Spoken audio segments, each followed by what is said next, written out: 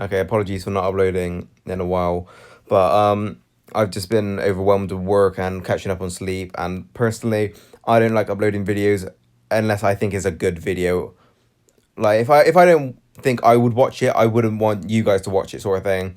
So I don't like just shit out videos for the sake of it. I want it to be something you can actually watch and you'd be like, ah, decent video, I like it.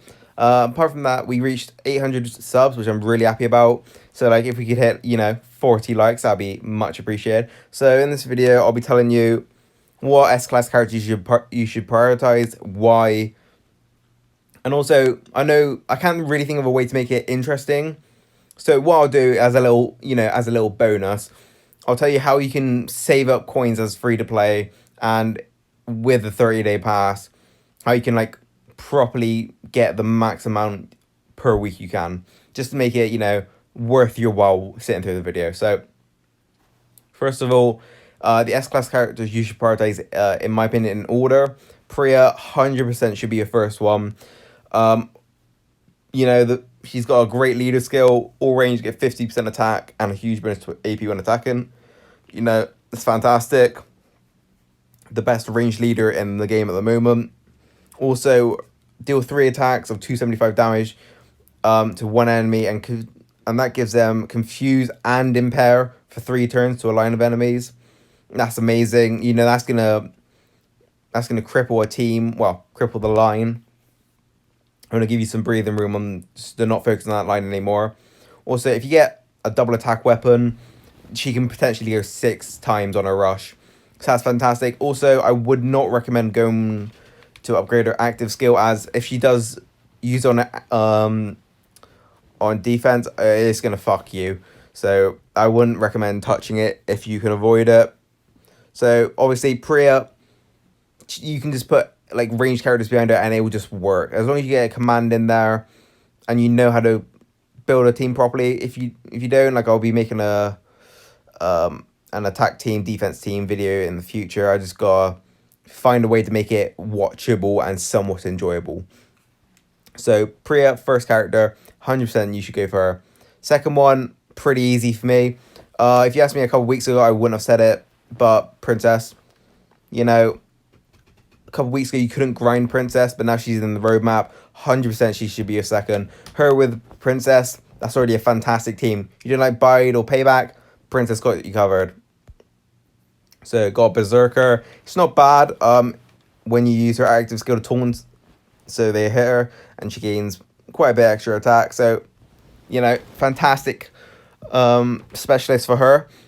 Also she does 1,000 line damage to enemies, which is really fucking nice. Pretty much as long as you mod her attack with offensively, and you have an attack leader, she'll just clear the line pretty much no trouble unless it's a really tanky build. So also the active skill is what really makes her special.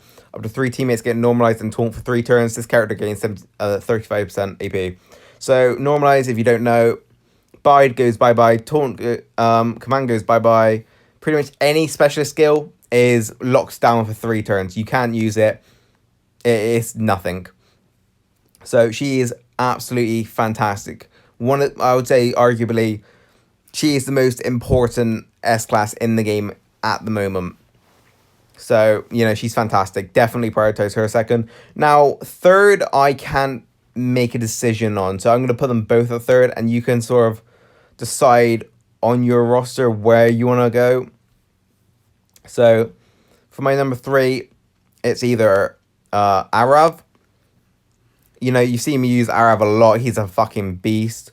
750% to a line, and he gets to go again pretty much with his follow-up skill. Like, it's fucking godly. Like 750% damage, that's insane. You don't even need a leader skill and he'll probably still wipe the line. Also follow-up, so when he kills someone he gets to go again, and with his 100% AP, like after he rushes he can just go again. His active skill is not as great as it used to be, since the bleed meta, the main meta and whatnot is pretty much gone. But nonetheless, he's still an absolute monster. 100% would grab him if you haven't already. I would go over weapons and whatnot, but honestly, you're probably going to swap them out with something better. So it's best not me delve into it. And joint third is Mercer. Now, Mercer 800% damage to 3 enemies. Those enemies get stunned for 2 turns. It's beastie. It can wipe them out, but it's very situational to where you want to go Ariab or Mercer. Mercer can be a defense team and attack lead. Mercer v Mercer, plus 800% damage can wipe 3 enemies off the bat. Or if not, they can just stun them up. Also, active skill would not touch it if you can avoid it. So, it's very situational in my opinion where you want to go Ariab or Mercer. Think of it like this. Ariab can kill 4 in a turn if he wants. Kill 2 in a line. He gets to go again. Kills the other 2. It leaves you with 1 character left. So, it's very situational whether you want a pure damage dealer like Ariab, or you want an offensive and defensive Mercer with less sort of killing potential in a way. Don't get me wrong, Mercer can definitely kill them, but Ariab and his power is just stupid. So, depends on where you want to go with that. Now, everyone past these 4, I would consider a luxury character. Like, Pete, he's defensively. Angel, defense. Shiva's defense. Whereas the first 4 I said, they can go on defense and attack. Now, I'm sure you can make the argument that Hengyan, Guo can be used both ways as well. But the thing is, with Guo, yes, he has the AP gain on his active, which is very useful if you don't have a Dr. Stevens. And he does do a lot of bleed and damage, but what he lacks is control, and he's just not going to be able to get that kill down fast enough. His bleed will surely get them down, but can you wait for the bleed to fully kill them before you get wiped out? It's not really. Hengyan, his active skill is pretty cool. He gets some AP and some crit. It's great. He's also a headhunter, so if he crits and you kill them, they're not coming back. Also, he stuns and bleeds on his attack, but yet again, he's just a little bit... he's... The best way for me to say it is he's just a bit slow. Yes, he can get the job done, but he just doesn't do as much as the rest of them. The top 4 I said, they can kill multiple. Hengyan can only kill 1. Maybe he can get to the second one. So, it's preference in my opinion, but I just think anything past the top 4 is a luxury. Now, if you wanted to go... You didn't really care about attack. You just want some defense.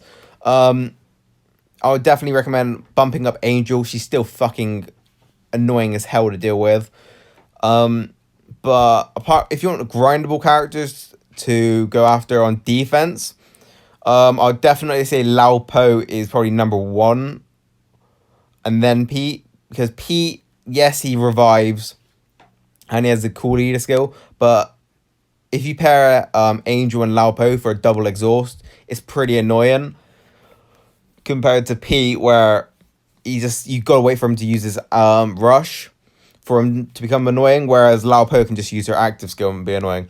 Now, with that being said, for war and event exclusive cards and whatnot, I would definitely say Frost, because Frost is a human shield. He can tank loads of hits, and he does a revive, so he's annoying on attack and offense. So I would say focus Frost as well.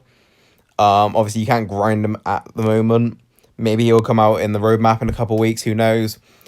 But now the boring stuff over, and what I would prioritize and whatnot as a new player, old player, whatever, is how many coins a week can you earn as a free-to-play and someone who has the 30-day pass.